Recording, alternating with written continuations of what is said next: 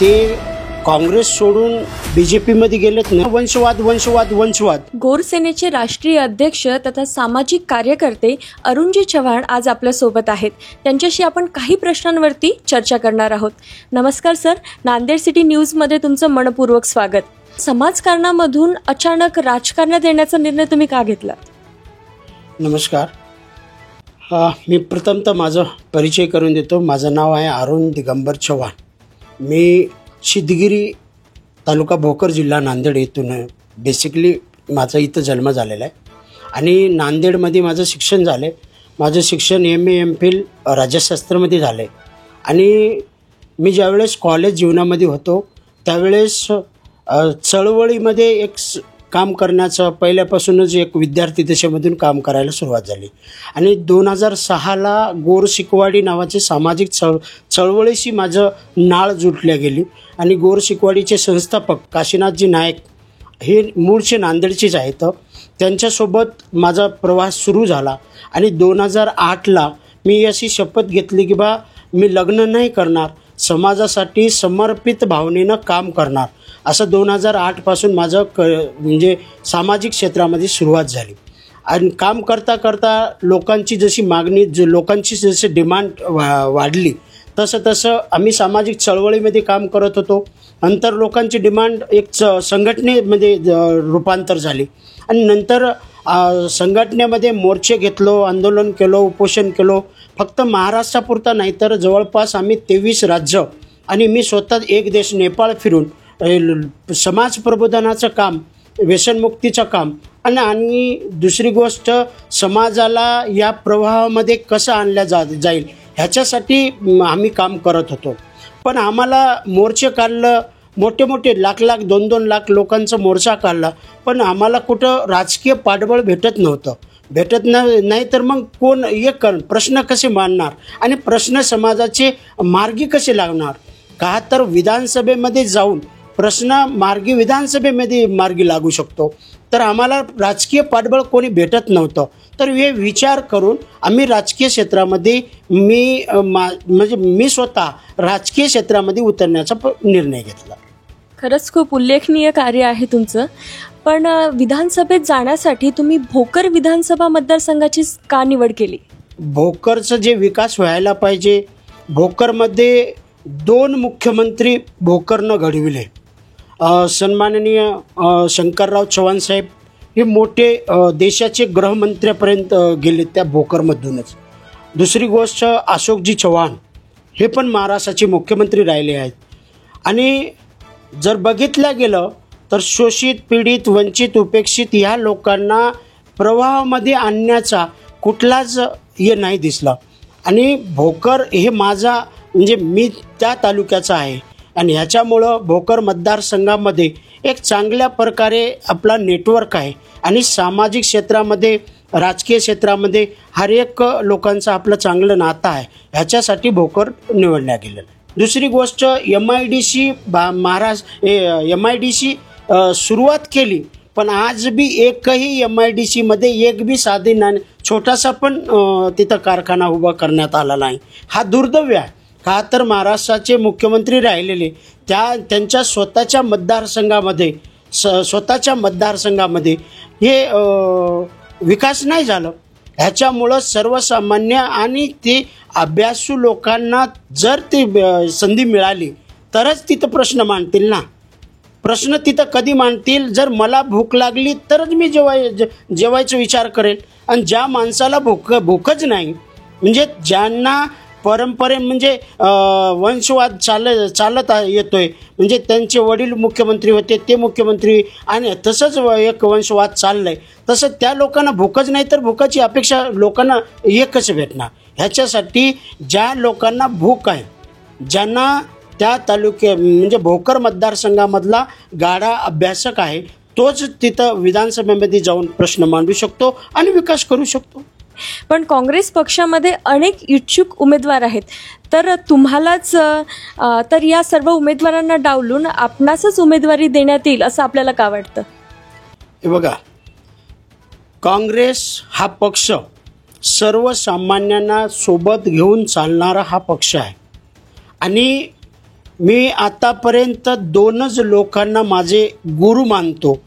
पहिलं गोर शिकवाडीचे ज्यांच्या नेतृत्वाखाली मी काम केलो ते काशीनाथजी नाईक, आणि त्यांच्यानंतर माझं राजकीय गुरु म्हणून मी नानाभाऊ पटोले यांच्या एक विश्वासावर आणि त्यांच्या विश्वास त्यांच्यावर ठेवून मी या पक्षात आलेला आहे. आता नानाभाऊ आम्हाला कामाला लागा असं एक आदेश दिलेला आहे आणि नानाभाऊवर अपेक्षा आहे की मला उमेदवारी. भरपूर लोक इच्छुक आहेत, जवळपास मला वाटते 14 ते 15 लोक इच्छुक आहेत. 15 लोकांमध्ये कोणाला भेटेल काय भेटेल हे तर प्रश्न हा पक्ष श्रेष्ठी ठरवेल. पण मला विश्वास आहे नानाभाऊ पटोलेजीवर की त्यांनी मला उमेदवारी देईल आणि काँग्रेस पक्षाचा एक चांगला चेहरा. आणि मी अनमॅरिड राहून काम करतो आहे, म्हणजे कोणतीही अशा अपेक्षा बाळगून नाही काम करतो आहे की एक जर सर्वसामान्यामधला त्या लोकांचे जर प्रश्न मार्गी लावायचे आहे तर ते प्रश्न बिलकुल नानाभाऊ विचार करतील. आणि दुसरी गोष्ट, माझी टीम हा फक्त नांदेड किंवा भोकरपुरती नाही तर पूर्ण महाराष्ट्रभर ही गोरसेनेची टीम पूर्ण महाराष्ट्राच्या बाहेर जवळपास 23 राज्यामध्ये आहे आणि मी त्या संघटनेचा राष्ट्रीय अध्यक्ष आहे. आणि ह्या नात्याने मला वाटते की नानाभाऊ माझ्यावर विश्वास टाकतील आणि भोकर मतदारसंघामध्ये माझ्यावरती उमेदवारी देतील. तुमच्या अपेक्षा नक्कीच पूर्ण होत. मतदारसंघात तरुणांचे रोजगाराचे प्रश्न, शेतकरी बांधवांचे प्रश्न, सिंचनाचे प्रश्न, रस्त्याचे प्रश्न असे असंख्य प्रश्न आहेत. हे प्रश्न आपण लोकप्रतिनिधी झाल्यानंतर कसे सोडवाल? हे बघा, आज मी आताच म्हणलो की MIDC आहे. MIDCच्या माध्यमातून मोठे कारखाने, MIDCचा मॉप वाढवून मोठे कारखाने आणून जास्तीत जास्त रोजगार उपलब्ध करून देण्याचं काम करेन. दुसरी गोष्ट, आज नांदेड शहरापासून जवळपास 45 किलोमीटरावर भोकर शहर आहे. भोकर मतदारसंघामध्ये 3 तालुके येतात, भोकर, मुदखेड, अर्धापूर हे 3 तालुके. ह्या 3 तालुक्याचे जे विद्यार्थी आहेत ह्या विद्यार्थ्यांना प्रत्येक तालुक्यामध्ये हॉस्टेल, ते मुलींचे हॉस्टेल असतील, मुलांचे हॉस्टेल असतील आणि त्यांना स्टडी सेंटरच्या माध्यमातून आम्ही ज्या चळवळीमध्ये काम केलो आहे त्या चळवळीमध्ये रायसीना स्टडी सेंटर उभा करून आज हजारो विद्यार्थ्यांना आम्ही एक मार्गदर्शन केलेलं आहे. आणि त्या रायसीनाच्या माध्यमातून हजारो विद्यार्थी PSI, STI अलग म्हणजे कॉम्पिटेटिव्ह एक्झाममध्ये प्रिपरेशन झालेले आहेत. तसंच तो अनुभव आहे आणि तसाच अनुभव मी भोकर मतदारसंघामध्ये हार तालुक्यामध्ये तसा स्टडी सेंटर उभा करून जाती धर्माचंच नाही तर एक मानव लोकांचं सगळ्या विद्यार्थ्याचा भला हो तसं प्लॅन करेल विद्यार्थीसाठी.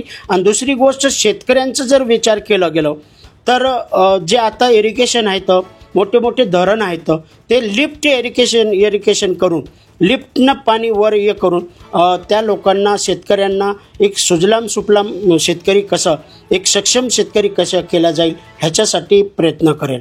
भोकर विधानसभेत तुमचे जे विरोधक आहेत त्यांना मोठा राजकीय वारसा लाभलेला आहे, तर त्यांच्या विरोधात तुमच्या काय स्ट्रॅटेजीज असतील? आता जर बघितलं गेलं तर भोकर हा मतदारसंघ संयुक्त महाराष्ट्र जेव्हापासून संयुक्त महाराष्ट्र हे झालं 1960 पासून ते आजपर्यंत एक वेळेस का 2 वेळेस दुसऱ्याकडे गेलं होतं.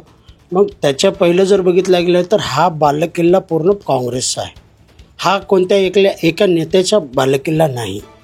आणि दुसरी गोष्ट, ते काँग्रेस सोडून BJPमध्ये गेलेत ना तेव्हापासून एक रोष आहे, म्हणजे गोरगरीब जनतेमध्ये एक रोष आहे की ह्या माणसाला एक या मतदारसंघामधून मुख्यमंत्रीपर्यंत आम्ही मजल पोहोचली आणि याईन टायमाला कोणाला न विचारता BJPमध्ये गेल्यामुळं आमच्याकडे खूप काही चांगल्या पद्धतीनं त्यांच्याकडे हे आहे, एक स्ट्रॅटर्जी आहे.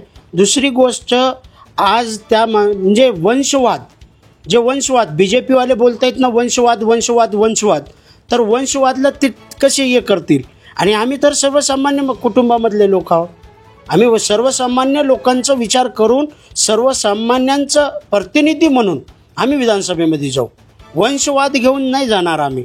आणि त्यांना जे आता उभा राहणार आहेत त्यांना तितका अनुभव असायला पाहिजे ना.